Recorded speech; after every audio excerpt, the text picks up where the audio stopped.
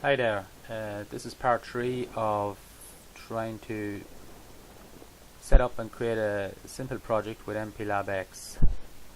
So far we've gone through creating a project. Here it is here, called Car Park. In the second part we covered how to create this configuration bits file, and now in this third part we want to look at creating a main application file.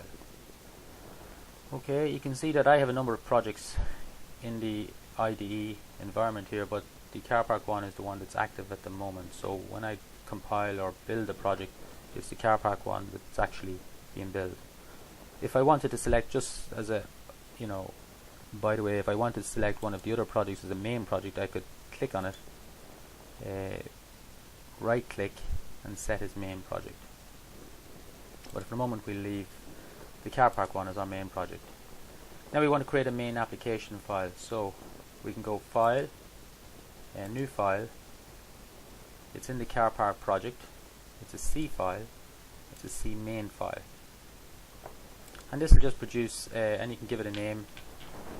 For example, new main. Well, that's good enough, I suppose. Finish, and it creates a sort of a template for you. So rather than spending time here, filling in some application file, I've created one earlier on. So this is useful because I'm going to show you now how to remove.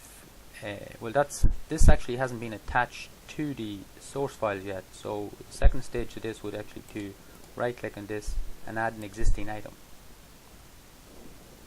You can see that it's created a new main. The new main file. It's put it into this car park, our car park project folder. But earlier I created a simple main application called LED1, so I'm going to add this instead of the template that's been created.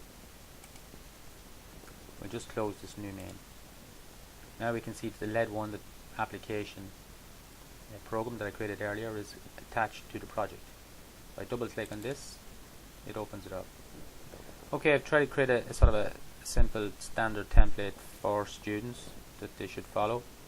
I mean, at the top we've got the name of the file, my name or the name of the author, the date it was created, and maybe a simple description of the file or the program. Here we have the device header file. In this, xc.h indirectly pulls in a file called pic18f4520.h header file, which is a lot of macros defined in the special function register addresses, for example, of the device. If we're going to be doing simulation and we want to have an idea of how long a piece of code actually takes to run, and then it's a good idea to tell the compiler what crystal frequency you intend to use. This is the crystal frequency speed, so we're using a high-speed oscillator. It's 19.66 megahertz, but remember that the instruction frequency is 1/4 of this. And this is important later on when we set up the simulator properties, because it asks for instruction cycles as opposed to crystal frequency. So the instruction cycles per second is this divided by 4.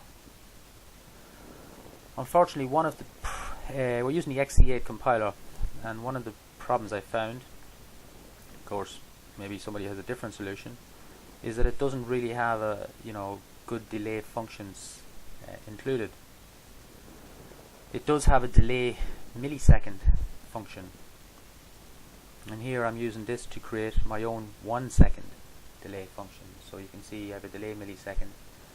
There's a maximum value that I can enter here depending on my clock frequency that I've selected, but more about this later on. But suffice to say 40 is okay, so 40 milliseconds 25 times gives us 1 second. So this is a 1 second delay function. Here we have our main application program. I have tris_b, which sets the direction of the port B registers, port B pins. So tris_b is 0. That sets all the pins on port B as outputs, digital outputs.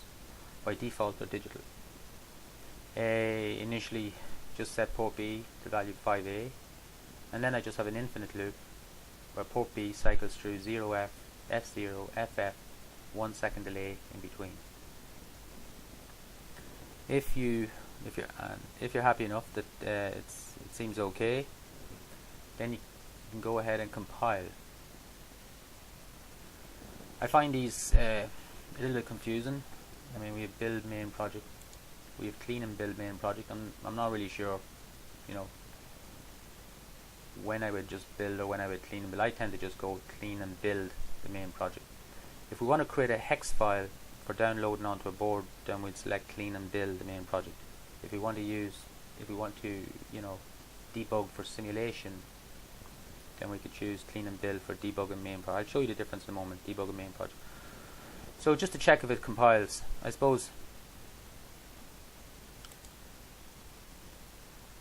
if we want to just check it compiles, we can just clean and build.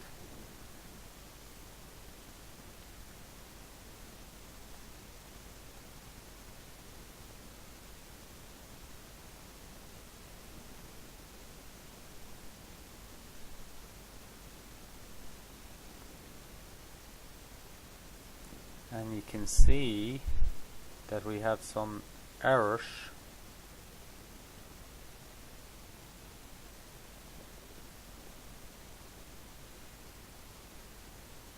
Oh, hold on, that new main file I can see has been added, so I just want to remove that because it thinks that we have two mains in the project. So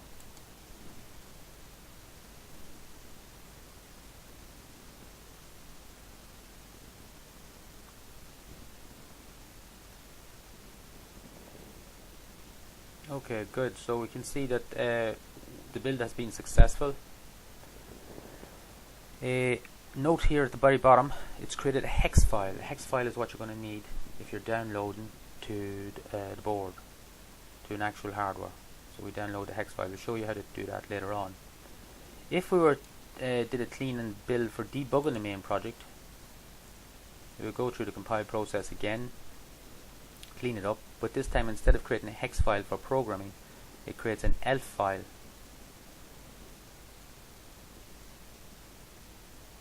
You can see up here it created an ELF file to be used for debugging. An ELF file. Okay. Just to check if it works. Okay. And maybe this is getting a bit long, so maybe we'll continue the simulation part of this in the next video.